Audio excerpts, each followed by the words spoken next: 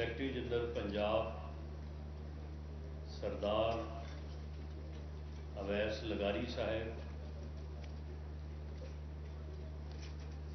تینوں ڈویژن سے پاکستان مسلم لیگ نون کے parliamentarians, M N A, M P A ticket holder صاحبان، تینوں ڈویژن کے کوآرڈینیٹر صاحبان،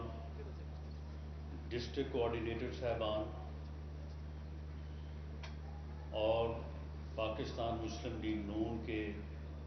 تنظیمی عہدیداران، ونگز کے عہدیداران، ذمہ داران، میں اس تنظیمی اجلاس میں آپ کو میزبان کی طرف سے خوش آمدید بھی کہتا ہوں، اور جس بھرپور حاضری کا اور ڈسپلن کا آپ نے مظاہرہ کیا ہے، مجھے اس پہ فخر بھی ہے اور میں آپ کا دل کی اتھاہ گہرائیوں سے شکریہ ادا کرتا ہوں۔ کبھی یہاں ساؤتھ میں پاکستان مسلم لیگ نون کی تنظیم کا وجود بس تھا کہ نہیں تھا، آج الحمدللہ پورے پنجاب میں اور پنجاب کی طرح جنوبی پنجاب میں صوبائی حلقہ لیول تک،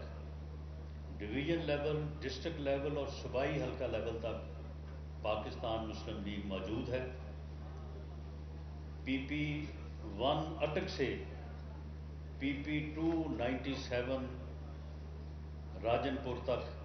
جو ہے وہ پاکستان مسلم لیگ نون کے ورکرز، پاکستان مسلم لیگ نون کے تنظیمی عہدیداران موجود ہیں، اور حالیہ چند مہینوں میں پارٹی کی چیف آرگنائزر محترمہ مریم نواز شریف صاحبہ نے ونگز کو، پارٹی کے ونگز کو بڑا متحرک کیا ہے، اور جیسے ہی انشاءاللہ تعالی جو ہم نے پروسیس اب شروع کیا ہے کہ ونگز کو اور پارٹی کو ہم آپس میں ایک اس طرح سے جیل کریں گے کہ یہ ایک منظم اور متحرک جماعت کے طور پہ جو ہے یہ سارے ونگز جو ہیں وہ پارٹی کی طاقت بنیں گے۔ میں جو رپورٹ یہاں پہ ڈویژنل پریزیڈنٹ صاحبان نے پیش کی ہے، مجھے بڑی خوشی ہے کہ انہوں نے جو یہاں پہ یہ فرمایا کہ ہر جگہ پہ ڈسٹرکٹ کوآرڈینیٹرز نے ان کو ہیلپ آؤٹ کیا، اور ڈسٹرکٹ کوآرڈینیٹرز اور ڈویژنل کوآرڈینیٹرز کی مدد سے انہوں نے جو ٹاسک دیا تھا اس ٹاسک کو انہوں نے مکمل کیا ہے۔ یہ ٹاسک جو 21 اکتوبر کے حوالے سے ہے اور جس کے متعلق جو احساس ہم رکھتے ہیں، جو اس کی اہمیت کا احساس ہمیں ہے، اس کو مزید جو ہے وہ گہرا کرنے کے لیے،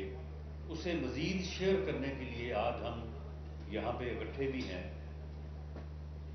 21 اکتوبر جو ہے وہ میاں نواز شریف کی صرف پاکستان واپسی کا دن نہیں ہے، بلکہ میاں نواز شریف کے پاکستان سے اقتدار سے نکالے جانے اور پاکستان سے دھکیلے جانے کے بعد جو پاکستان کے اوپر حالات مسلط ہوئے، جس طرح سے ملک کی معیشت کو، اکانومی کو تباہ کیا گیا، جس طرح سے ملک کو بحرانوں کا شکار کیا گیا،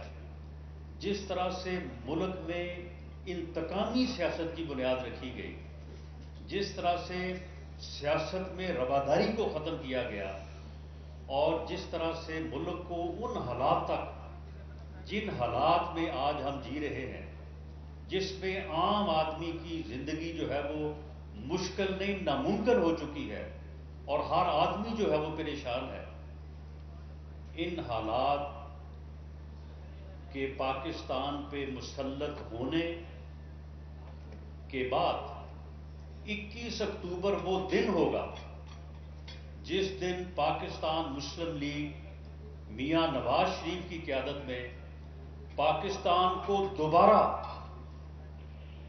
اسی جگہ پہ لے کے جائے گی، اسی ٹریک پہ لے کے جائے گی جہاں پہ اس نے 2017 میں پاکستان کو کھڑا کیا۔ اور جب ہم یہ بات کرتے ہیں، ہمارے بعض مخالفین جو ہیں وہ اپنے طور پہ بات کو ابہام میں ڈالنے کی یا اپنی ذہنیت کو جو ہے وہ سامنے لانے کی کوشش کرتے ہیں کہ جی کیسے ہوگا؟ بھئی ویسے ہوگا جیسے ہم نے اس سے پہلے کیا ہے۔ پاکستان مسلم لیگ اور میاں نواز شریف یہ وہ جماعت اور یہ وہ لیڈر ہے کہ جس نے پاکستان کو ایسے بحرانوں سے اس سے پہلے بھی جو ہے وہ سرخرو کیا ہے۔ یہ کل کی بات ہے، قوموں کی زندگی کو 20-25 سال کی اہمیت نہیں ہوتی کہ 90 کی دہائی میں جب میاں نواز شریف کو باغ دوڑ اس ملک کی ملی، ملک کے عوام نے مینڈیٹ دیا میاں نواز شریف کو اور پہلی دفعہ وہ وزیر اعظم بنے۔ انہوں نے پاکستان کی اکانومی میں وہ ریفارمز کیے کہ جن ریفارمز کی بنیاد پہ پاکستان آگے بڑھا اور پوری دنیا یہ کہہ رہی تھی کہ پاکستان ایشین ٹائگر بننے جا رہا ہے۔ وہ ممالک جن کو آج ہم سر اٹھا کے دیکھتے ہیں کہ جی وہ کہاں پہ پہنچ گئے، اتنی ترقی کر گئے ہیں، G20 میں شامل ہو گئے ہیں، ان ممالک سے وفود یہاں پہ آتے تھے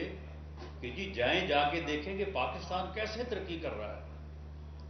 پاکستان میں وہ کون سی اصلاحات ہیں جن کو انٹروڈیوس کیا گیا ہے جس کی بنیاد کے اوپر پاکستان ایشین ٹائگر بننے جا رہا ہے۔ لیکن اس وقت بھی سازش ہوئی اور میاں نواز شریف کو جو ہے وہ اقتدار سے علیحدہ کیا گیا۔ جب جب بھی پاکستان کو ترقی کے راستے پہ گامزن کیا گیا، اور یہ کسی اور نے نہیں کیا، یہ جب بھی کیا پاکستان مسلم لیگ اور میاں نواز شریف نے کیا، ہمارے خلاف سازش ہوتی رہی۔ اس وقت بھی اسٹیبلشمنٹ کا ایک گاڈ فادر تھا، اس نے سازش کی اور پاکستان مسلم لیگ کو، میاں نواز شریف کو اقتدار سے محروم کیا۔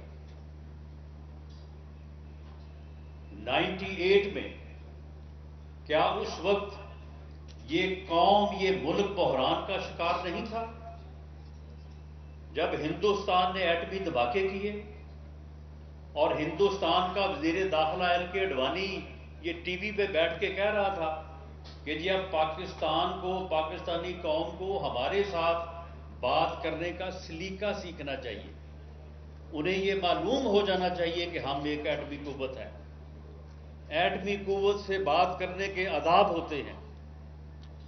پاکستان کو اب ان آداب سے آشنا ہونا چاہیے۔ پوری قوم، میرے یہاں پہ بہت سارے بزرگ ایسے بیٹھے ہوں گے جو اس وقت پوری طرح شعور رکھتے تھے،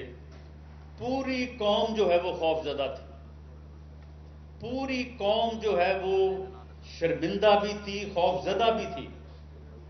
کہ اب کیا ہوگا۔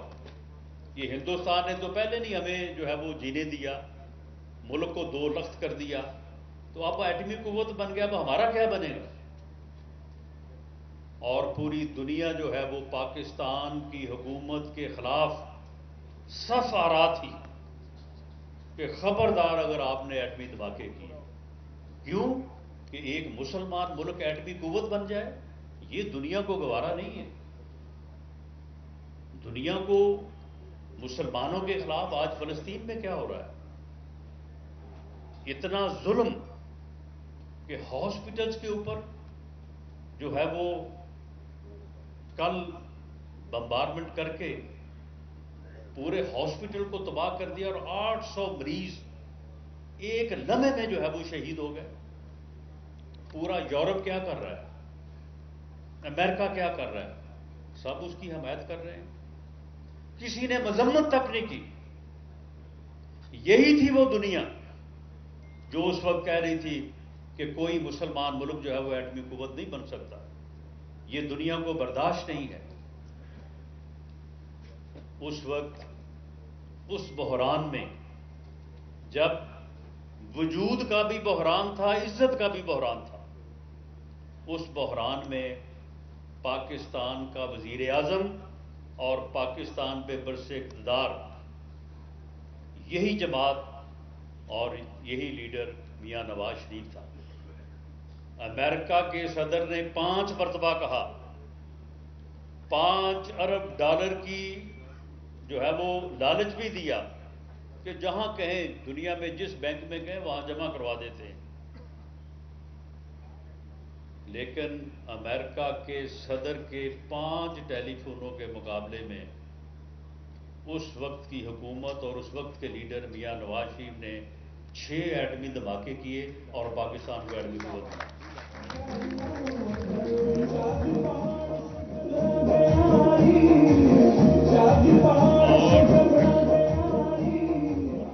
اور امریکی صدر کا فون جو ہے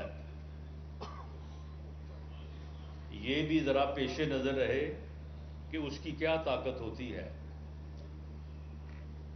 9/11 کے بعد امریکہ کے اسسٹنٹ سیکرٹری صدر، اس کے بعد پھر سیکرٹری ہے، پھر ڈپٹی سیکرٹری ہے، پھر اسسٹنٹ سیکرٹری، اس نے ایک ٹیلی فون کیا تھا کہ آپ ہمیں بتائیں اس وقت کی حکومت کو کہ آپ ہمارے ساتھ ہیں یا آپ ہمارے ساتھ نہیں ہیں۔ تو اس کے بعد پھر جو ہوا اس کی تفصیل میں جانے کی ضرورت نہیں ہے۔ اگر اس وقت اس ملک کی باغ دوڑ کسی محب وطن، کسی نواز شریف کے پاس ہوتی تو شاید ہم ان حالات سے گزرتے ہی نہ، جن حالات سے پھر اگلے جو ہے وہ 10-12 سال ہم گزرے۔ اور ان حالات میں پھر حالت یہ ہو گئی کہ دہشت گردی کے متعلق یہ کہا جاتا تھا کہ جی دہشت گرد جو ہے، اور حقیقت بھی تھی کہ جی سوات پہنچ گئے ہیں، بس اب اگلا قدم جو ہے یہ اسلام آباد ہے۔ اور لوڈ شیڈنگ کا حال یہ تھا کہ 20 گھنٹے کی، 24 گھنٹے میں 20 گھنٹے کی لوڈ شیڈنگ۔ جب پاکستان ایشین ٹائیگر بننے جا رہا تھا، جب دہشت گردی کا نام و نشان نہیں تھا، جب لوڈ شیڈنگ کے لفظ سے لوگ آشنا نہیں تھے،